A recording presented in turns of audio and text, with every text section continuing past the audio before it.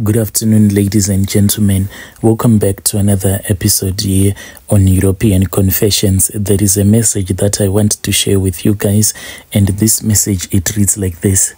Hello, my brother, how are you? Can you please post my own story as hidden identity? So my brother, my story goes on like this. Well, my father and my mother, they got divorced. I was told that my father and my mother, they got divorced when I was only 2 years old. After my parents had gotten divorced from each other, then I started staying with my father because my father thought that he was going to lose out on everything when my mother found out that he had been cheating on her. So my mother then left everything, and my mother took the rest of my siblings. So my father kept on holding to me even though I was a girl child, but he was afraid that if he was left with no child that they had between him and my mom, then maybe my mom's relatives, they were going to come and cause some problems for him. So he kept on holding to me. So I grew up without a mother. I grew up with my stepmom, that same woman who was like dating my father. She later on became my stepmom, but I can say that the situation, it was quite terrible for me. Life was very difficult. It even reached a point in my life whereby I was told by my father that my mother, she had actually passed away, and I believed it. Even when I found out that my mother was still alive, I was even shocked, and my father said that he didn't know what to tell me because I was very young. That is why he had decided to lie to me that my mom had passed away. So growing up, I can say that I knew that life was very hard and it was going to be tough for me from a very young age. As long as I can remember, I was always suffering. This stepmom of mine, she hated me a lot. She only loved me after God had denied to give her a child. She stayed with my father, I think I can say, for something like 6 or 7 years without her being able to give birth. And I remember very well because she only gave birth when I was somewhere around 10 years of age. That was when she fell pregnant for the first time. So all along during those years when she could not fall pregnant for my father, she loved me with all of her heart because she didn't want my father to get married again. So everything that she did for me, she made sure that she would only do it when my father was looking. At the time when she fell pregnant, that was when I started to live on hell on earth, and life was very difficult for me. She used to beat me, and I didn't know why she used to beat me like that. Some of the times when she would be beating me, she would call me into her bedroom and she would ask me to look for one of her shoes since she was heavily pregnant. So she would say that I can't bend over. So what I will do, Brother Nash, is that I would sleep with my stomach on the floor so that I can have a proper look underneath the bed. And once you would have seen that I will be lying in that position, then my stepmom, she would quickly jump out of bed. Then she will like step on top of my back. Then she will say that you have stolen my money. Where is my money? And on her other arm, she will be holding a belt, my father's belt, and she will start hitting me with that belt. And she would not hit me with any part of the belt. You know, on a belt, there is that part whereby there is a metallic thing. That is the part where she used to hit me with, especially in the head. And she would say that, where is my money? Even though I would have never stolen any money from her, but she would just say that you have stolen my money. By the time, my brother, that I was 13 years of age, with all the beating that I was receiving from my stepmom, that is when I knew how to date men, but only to date men for the sake of money. What I'll do is that when my stepmom will say to me, where is my money? I had placed my money here, but I can't find it. Then I would quickly rush out of the house before she could start beating me, and I would already be in communication with any of the guys that I was dating.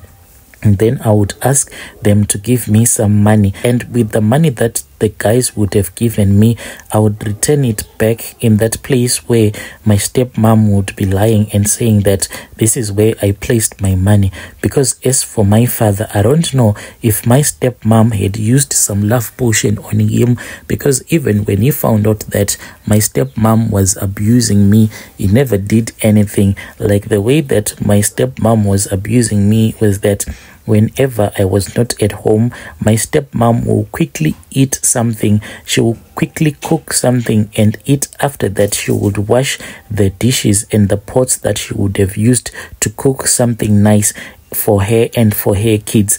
Then when she would know that I am about to return, they would quickly wash all of the pots and the dishes, and they would just place a pot of water on the stove. And when I would return, they will say that there is no mealie meal, there is nothing, so we are waiting for your father. So I would go, my brother, for the whole day without eating anything. That is why I started dating a lot of men, so that I will be able to provide for a plate of food for myself. By the age of 14, I was already HIV positive. When I found out that I was HIV positive, I then ran away from home and I started staying in the streets. And me staying in the streets at such a young age, it came with a lot of disadvantages, because there were some thugs.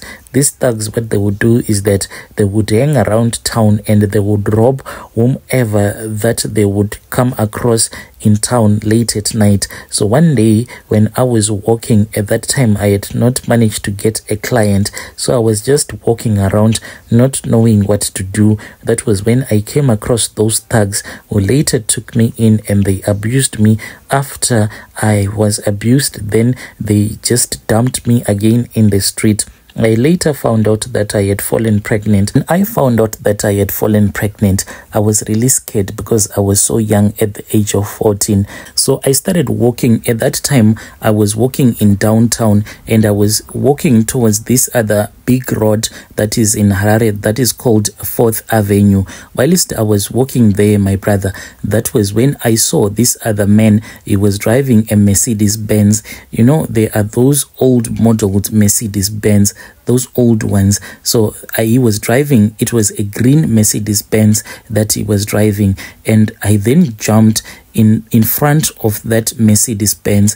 And this man, I don't know if he saw me or what happened, but before I could actually jump in front of the car so that he can hit me with his car, he then stopped his car and he got out of the car and he then started shouting at me. But I was really shocked because I was not expecting that this is what was going to happen. So I sat down and I started crying. This man then, as he got out of his car, he came towards the place where I was and he asked me what I was trying to do. That was when I told him that I was tired of living. When I got into his car, I can say that this was the biggest mistake of my life. I got into his car, my brother, and immediately he locked the doors of his car and he then started shouting at me and he said that what was I thinking? What was I thinking? So I just thought that maybe he was angry at me because I was pregnant and at the same time I had tried to commit suicide. So he kept on driving his car. So as he was driving his car, my brother, he was headed towards Melbourne. That is where his house was. But this man, he had several properties. So he drove until we were in Melbourne and we got into this other house. And this house, it was really beautiful on the outside, but inside, my brother, it was like no one had ever stayed there for years and years. This man, he then directed me to this other room where he told me that that is where I was supposed to stay. I was really scared because this house was really scary, and when he told me that this is where I was supposed to be staying, I started crying and I started crying. But the man then got out of the house. This man, when he went outside, he didn't even take more than 10 minutes and he didn't use his car. So I suspect that this woman that he was working with, they were both staying in that same neighborhood of Melbourne. After that, my brother, then he came back with that woman and he walked in back into that room where he had left me. The room literally didn't have anything. And when he came back, Then that woman started asking me a lot of questions, like how many months had I progressed with this pregnancy, if I had any pains at all, if I was okay. She pretended as if she cared for me. So I started opening up to her. I told her for how many months I had been pregnant, and when I was now trusting her, my brother, that was when I saw that the man then switched off the lights. Why he had switched off the lights, I do not even understand. Then I felt that this lady, she was now sitting really close to me, and the way that she was holding me, it was not in a nice way. This woman, my brother, she then started doing things to me that a woman is not supposed to do with another woman. After that, she then took my hand. She actually grabbed me, and by the time that she walked out of that room with me, I could not even see, like she had used something on my eyes so that I could not see anything. She dragged me out of that man's house, and where she took me to, I do not even know. When I was taken to that other house, that was when the woman showed me this other room. So I thought that maybe this abuse that I was facing, it had finally came to pass. The moment that I walked into that room, that was when I found out this looked more like a prison cell. It actually had a very small window. What this woman would actually do was that when it came time for her to feed me, she would actually come and just place the plate inside that room. Then she would go. Whenever she wanted to make love to me, that is when she would take me, bath me, and I would sleep with her in her bedroom. But for me to escape, it was actually impossible, my brother. Where that pregnancy that I was carrying went to, I do not even know. One day I just woke up and I felt that there was no movement in my stomach. There was nothing. There was no blood. There was nothing. The blood simply disappeared. After a couple of months, I say after a couple of months because I don't think that this woman kept me locked up in that prison cell inside her house for a couple of days, because if it was a couple of days, when she took me outside, I could have been able to see like normal people do. But when she took me out, my brother, the sunlight, it was actually blinding to me and I could not see properly. That is why I suspect that I was kept inside that woman's house for several days. When this thing happened, my brother, they went and they just dumped me in town. They did this in the middle of the night.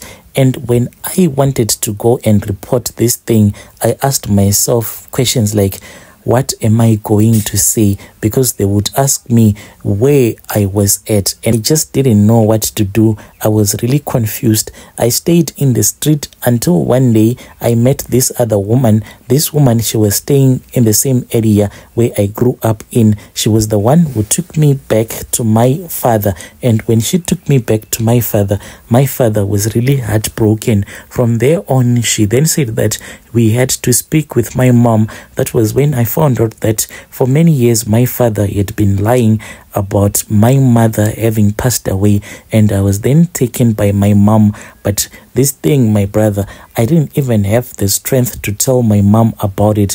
When I met her, I just cried and I cried. Sometimes I regret ever hating that pregnancy that I was carrying after I had been abused. But when I start to think like, how can a pregnancy just disappear like that, I just start to feel guilty, because if I had not tried to commit suicide on that day, maybe I would have never came across that man who later got me kidnapped and who made me to meet up with that woman who was cruel towards me. And whenever she would beat me, when she had me locked up, she would say that you are the reason as to why I am beating you. So I was more like a slave towards her now. And whatever that I would do, it came with its own consequences. If I did something right, she would reward me. And if I did something wrong, she would reward me as well. My brother, even right now, I cannot say that I am someone that is normal. I am not a normal person in the society because of the things that I had to go through at that time when I was staying in the street. Yo, dear listeners, right there was a message that I received from our dear sister. Please let us try to speak with her in the comment section.